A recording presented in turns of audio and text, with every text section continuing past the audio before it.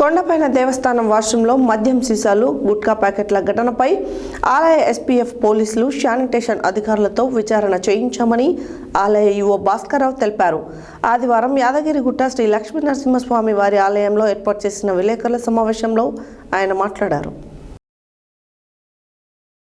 ఆదివారం యాదగిరిగుట్ట శ్రీ లక్ష్మీ నరసింహస్వామి వారి ఆలయ ఈవో భాస్కర్రావు మీడియా సమావేశం నిర్వహించారు. ఈ సందర్భంగా ఆయన మాట్లాడుతూ కొండపైన దేవస్థానం వాష్రూంలో మద్యం సీసాలు గుట్కా ప్యాకెట్ల ఘటనపై ఆలయ ఎస్పీఎఫ్ పోలీసులు శానిటేషన్ అధికారులతో విచారణ చేయించామని తెలిపారు. శానిటేషన్ అధికారులు ఎస్పీఎఫ్ పోలీసుల విచారణలో ఆలయ క్యూ లైన్లోని ఓ షాప్లో పనిచేసే ఓ వ్యక్తి మద్యం సీసా వాష్రూంలోకి తీసుకొచ్చినట్టు గుర్తించామని, భవిష్యత్తులో ఇలాంటి ఘటనలు పునరావృతం కాకుండా భద్రతా చర్యలు తనిఖీలు పటిష్టం చేస్తామన్నారు.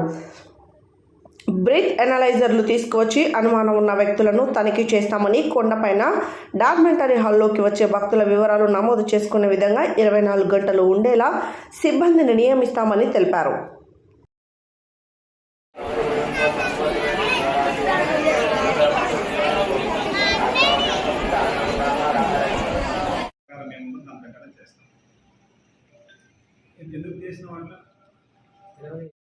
చేసుకోవాలన్నా తీసుకోవాలని అంతే తప్ప ఏం లేదు.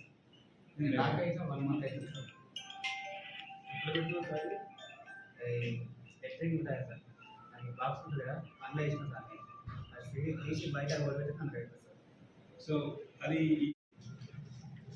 ప్రింట్ అండ్ ఎలక్ట్రానిక్ మీడియా కానివ్వండి, మాకు లోకల్లో కానివ్వండి, ఈ దేవస్థానంలో ఒక వాష్రూమ్లో లిక్కర్ సంబంధించిన బాటిల్ ఉందని ఇన్ఫర్మేషన్ శానిటేషన్ ద్వారా వచ్చింది. అదేవిధంగా పత్రిక ద్వారా తెలుసుకుంది. దాన్ని అది చాలా ఇబ్బందికరమైన సంఘటన. దాని మీద ఎస్పీజీ మరియు శానిటేషన్ వాళ్ళతో ఎంక్వైరీ చేయించడం జరిగింది. ఎస్పీజీ శానిటేషన్ ఎంక్వైరీ చేస్తే ఇక్కడ మనము యాక్చువల్గా వాటర్ బాటిల్స్, ఈ చిప్స్, ఈ క్యూ లైన్స్లో అమ్ముకోవడం కోసం పర్మిషన్ ఉన్నది. దాంట్లో అమ్మే షాప్లో పనిచేసే ఒక అతను అది వాడినట్టు ఇన్ఫర్మేషన్ వచ్చింది మాకు.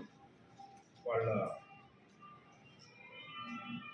మా శానిటేషన్ సిబ్బంది కానివ్వండి, లేకపోతే నేను లోకల్ ఎంక్వైరీ జరిగిన తర్వాత అతని మీద నిఘా పెట్టడం జరిగింది. నిఘా పెట్టి అతను మొన్న రాకుండా తప్పించుకొని తిరుగుతున్నాడు. ఈ పేపర్ వచ్చిన కానివ్వండి. ఇవాళ మా ఎస్పీజీకి సంబంధించిన ఆర్ఐ గారు, మా రామకృష్ణ ఇళ్ళంతా పోయి ట్రేస్ చేశాను. ట్రేస్ చేసి పట్టకు వచ్చినప్పుడు వస్తే అతను కన్ఫెషన్ అంటే ఇది ఇన్సిడెంట్ జరిగింది 10-12 రోజుల క్రితము వాళ్ళ వైఫ్ తెచ్చిందని చెప్పాడు. వాళ్ళ వైఫ్ దానికి వస్తే ఎక్కువ జనాలు ఉన్నారు, నేను ఇబ్బంది పడుతున్నానంటే వాళ్ళ వైఫ్ కింద నుంచి పట్టుకొచ్చి ఇస్తే అతను ఆ బాత్రూంలో తాగి ఆ ఫ్లష్ ట్యాంక్లో పెట్టినాను. దాన్ని బయటకు తీసి ఎవరో ఫోటో తీశారని మనకి ఇన్ఫర్మేషన్ ఇచ్చాడు. సో అది మా దగ్గర ఉన్న సీసీ ఫుటేజ్తో కూడా మేము మ్యాచ్ చేసుకుంటే కరెక్ట్. అది సంఘటన జరిగింది యథార్థం. ఇతను మన ఇక్కడ గుట్ట మీద ఉన్న షాపులలో పనిచేసే ఏం గణేష్ గుజ్జా శ్రీనివాస్ అనే అతని దగ్గర పనిచేస్తున్నాడు.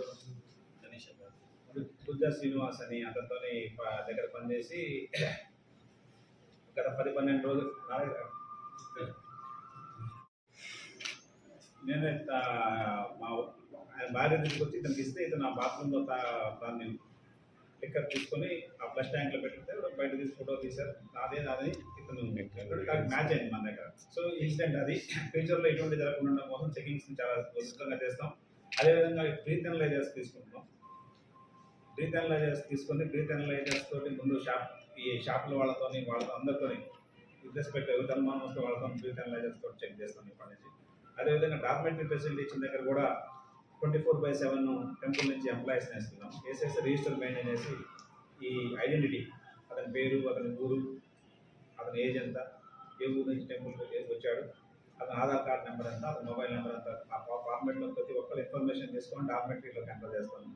సో ఫ్యూచర్లో ఎటువంటి సంఘటనలు జరగకుండా మేము ఖచ్చితమైన ఏర్పాటు చేస్తాం. ఆ ఎస్పీజీ వాళ్ళు కూడా మాకు న్యూస్ తెలిసిన 48 అవర్స్లో ఇన్ఫర్మేషన్ ఉన్నదాన్ని వాళ్ళ దగ్గర ఉన్న ఇన్ఫర్మేషన్, సీసీటీవీ ఇన్ఫర్మేషన్, ఆ క్యూ లైన్లలో ఉన్న మొత్తం దాంట్లో సేకరించిన తర్వాత ఇతను ఐడెంటిఫై చేసాం. ఇతన్ని పేరు తెలుసుకోవడం, ఇతను ఎక్కడ పని చేస్తుందో తెలుసుకోవడం కొద్దిగా లేట్ అయింది.